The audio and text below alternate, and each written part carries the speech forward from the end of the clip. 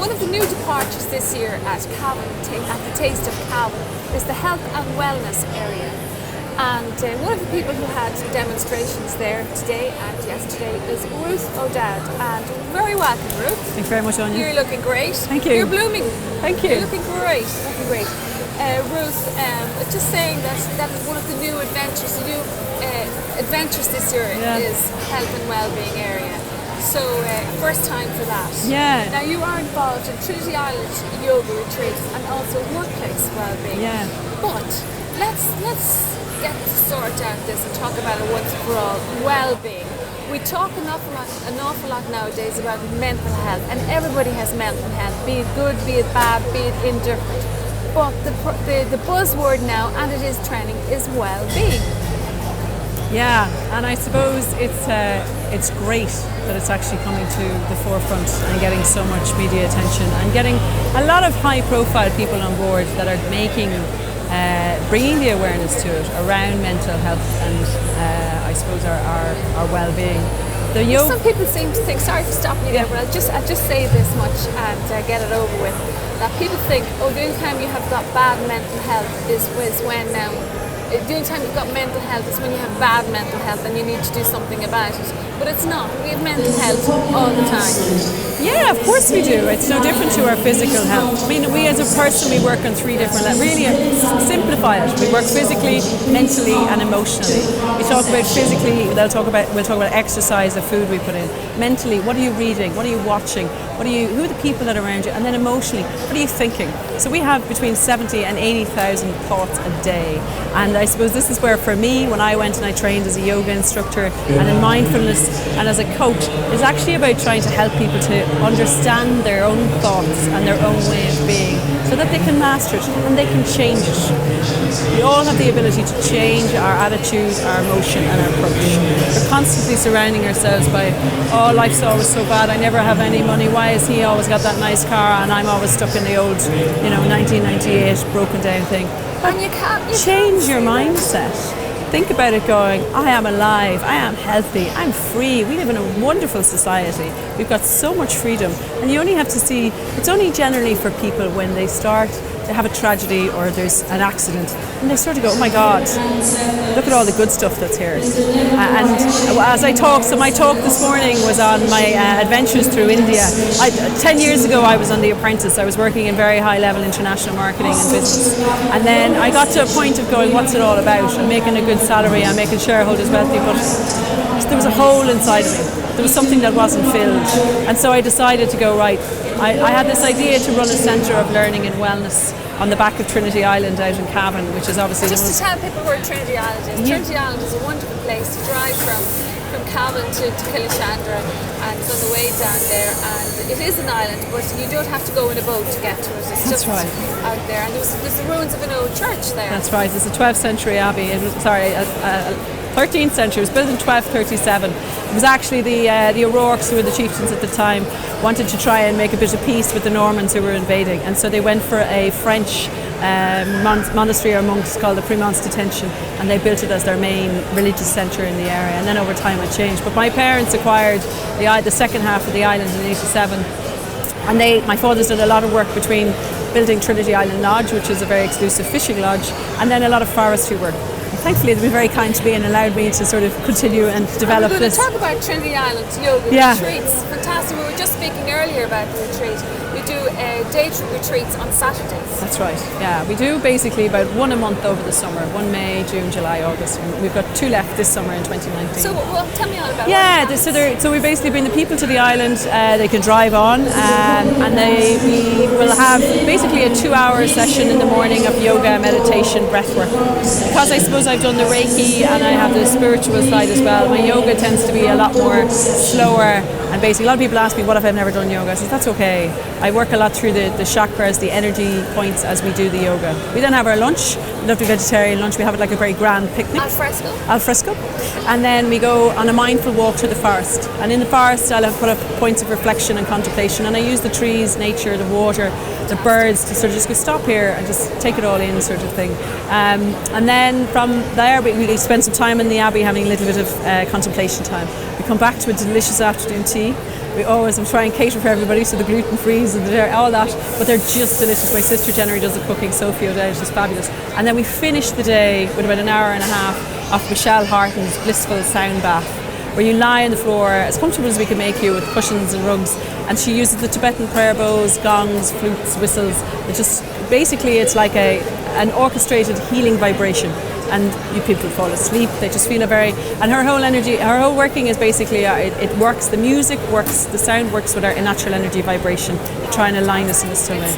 And then we package them all up and we send them off, and they all float off the island. Oh, sounds absolutely fantastic. I love where you talk, where we can change our thoughts. And we all know about CBT, cognitive behaviour therapy, and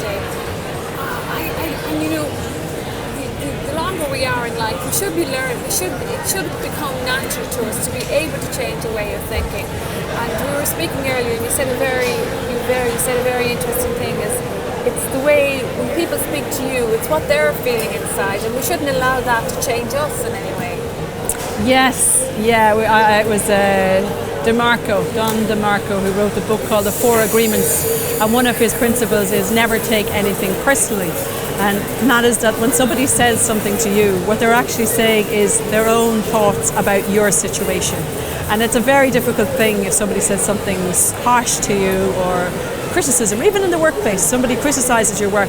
Well, actually, it's their viewpoint on the world. It doesn't necessarily... It's a good thought to keep in mind. Yeah. They're probably having a bad day. And don't let them... That's it, folks. Don't let them get in your mind.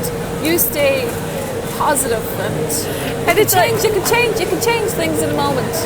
Somebody said this to me when I did The Apprentice, and I didn't think I'd use it, but there was a moment that happened in The Apprentice, and I had a very, very, very full-on man attacking me over making a lot of noise in the street. And she said to me, if somebody comes at you and they're attacking you, she should just think love. Think love, think love, think love. And imagine in your heart. And imagine in your heart you're thinking love, I love you, I love you, I love you, I love you. You know, as in the way we would love another human being that was in distress. And as soon as I started, within 6 seconds, he softened.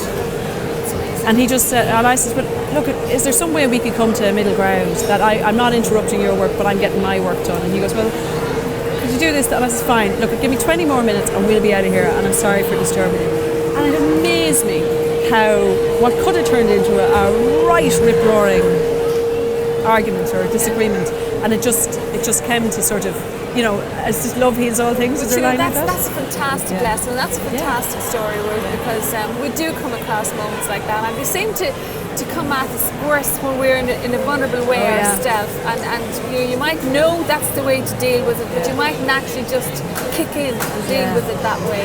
And I suppose this is where the more work we do on ourselves and the wellness and the mindfulness, where if somebody attacks you and you just take a breath and you allow, and imagine you're pushing that air down through your feet, at least you're stilling yourself, because actually what happens is we go up into our heads and we all go crazy in our heads and crazy in our thoughts, where if you can bring your energy back down, you have a little bit more grounding and you're a little bit more stable, and that gives you a bit more strength. You also do, now that's just bringing me on to this workplace well-being, you know, and that's where we get stressful at work. A lot of us have got very stressful jobs. At some point of your life, you will have stress in your job. It's just the nature of life. So that's a good. Yeah, well, I think a good technique for dealing with something. There's nothing wrong with stress if it's only for a short amount of time. We go up and we go down. The best athlete in the world, Usain Bolt, he can't run at that speed forever, but he has to be able to push his body to that extreme to win his gold medals, and then he needs to rest and look after his body. And the problem with what we're doing at the moment is, because of so much technology, software, the speed of everything, we're really not getting that rest. And so the stress that we are under is constant, and that is what's causing us breakdown, mental health issues. People are going for recreational drugs because they need some sort of escape. I would say, don't go for the drugs, go on a retreat, meditate, go sit in a church, go sit under a tree, pet a dog, go and touch a horse. Get a dog. Yeah, any of those things. Just call somebody that you love. Call your mum in the middle of the day, your stressful day, you know? Because there's so much going on all the time. And yes, workplace well-being, it's something that has just started to get a little bit of traction, which is great, because we can't, as I said, we can't sustain where we're at. And often, somebody told me this morning actually, they said this woman had changed jobs and she was in such a bad place in her old job. In her new job, her boss every morning sets an inspirational quote to his team. And there's a meditation class once a week in the office. And you just kind of go like, they're two simple things. You know, like my last job in Britvic. They don't cost anything. My last job in Britvic, I used to do a wellness Wednesdays. And I do a free half an hour session for whoever had come, you know. And it was lovely, but sometimes you'd have people and they'd be so chilled and centred. And I said, that's all right, they need a bit of time to let them have their food and then back to work. And because they've had their rest, they're able to focus, they're able to switch on, they're able to get right. I need to get this job done, I need to do it now, it needs to be really, really clear. So yeah, it's becoming more and more important. So, Ruth, if anybody wants to contact you now, how do they get you? Where do they get you? If they want you to do your Trinity Island yoga retreat. How do they get in contact? Probably the best way at the moment is Facebook. So Trinity Island Yoga Retreat on Facebook or Ruth It Out on Facebook. Workplace-wellbeing.ie is under construction, so it will be there in the next couple of months. But at the moment, the Facebook angle is probably the best. Okay. My number and my details and all that are up there. Now, my last question to you, Ruth, and it's very interesting talking to you, and I know that we could go on talking all day, but we can't. For people out there who want to get into well-being and mindfulness and all that sort of stuff, what kind of read would you suggest to anybody? Like, throw out a list of books there. Oh, that's brilliant. Yeah, throw out a list of books there or anything like that. You haven't got to my stand, have you? Because I was like, how do I show what I'm doing? And I just brought all of the books that I have read in the last 6 years. Did you? Yeah. I didn't get to that. Here we go now. So Sister Stan is lovely. She has she's a lovely That's daily Sister reflection. Stances, of course. Sister Stances, yes, who runs the sanctuary up in Dublin. Louise Hay is a nice introduction, how to heal your life, how to heal yourself. Power is within. For me, I actually, The Secret is a very simple book, and it's all about the law of attraction. It's a book you can pick up again and again and again and again. Yeah, I hold it. I hold it near my bed. Esther and Jerry Hicks wrote the sort of background to that book, and Abraham, but that can be a bit deep for some people. I actually think you were saying about books, so I have dyslexia and I would always struggle with my reading. So I find podcasts and audiocasts, depending on what you're interested in. I mean, you know, there's I think the Louise Hay line, Wayne Dwyer. I mean, just Google these names: Wayne Dwyer, Anita Majani. She talks about how she pretty much died and came back down, and the impact that had in her life. No, but there's also this spiritual stuff from many Christian backgrounds, and I would say Deepak Chopra. Did it go on? Deepak Chopra. Yeah, he's lovely, and I think it's more. Go to you know, if you're from Cavan there, go into the bookshop that, you know, the Eastons, and go into the holistic wellbeing section and read, pick up a few and just find the one that you're drawn to, because, you know, like as I said, I would go to different workshops in different areas, and whether it's angel healing, crystal healing, energy healing, you know, working with St. Anthony, St. Francis, the gurus in India, they're all so different, but actually they're all telling ultimately the same story on you, and that is, there's only one thing, and that's love. Now, I just want to stress out there, and it just came through there in what you were saying. People think that if you're into healing and you're into all this well-being or something, people think, oh my goodness, she must have come through something horrible to get her to this stage. But no, you don't have to experience anything awful and dreadful in your life to experience well-being and stuff. It's just because you want to feel like that in your everyday being, isn't it? Yeah, absolutely. And I think for me, it wasn't that I had a crisis or a tragedy. It was just I knew the line I was on. I mean, if I had stayed in corporate, I'd probably be at a senior director, but it wasn't doing it for me. It just wasn't doing it. And so I thought I want to do something. Probably be taking recreational drugs for now or something. Driving fast cars, not drinking too much whiskey. Drinking too much whiskey. But yeah, no, you don't. And I think it's just holidays about. Do you know what it was? So in the past, okay, we had a very strong church culture here, whether it was Protestant or Catholic, and everybody went to church. And in that time, you took your hour out to go to your service or your mass every week. So obviously, with different things in the last 15 years, particularly, so people stopped doing that. But that time, not necessarily the doctrine, but the time to sit and contemplate and just be still for an hour has kind of gone. And I think there's an element of the sort of New Age. It's leaving a void. It leaves a void. And the New Age spirituality, call it New Age, yoga is 5,000 years old. So it's far from New Age. But those sort of, whether it's meditation, mindfulness, yoga, do you know what? Sit and paint a picture. Sit and write to yourself. think of yourself, Go for a walk. go for a walk with the dog. Any of those things, but do it with mindfulness. Don't put the headphones in and be listening to Ryan Tuberty on his morning show. that's Go with you, your nature, follow your feet, listen, allow your senses to be awoken. And that will really just keep you in the moment, you know. And you were talking about thought.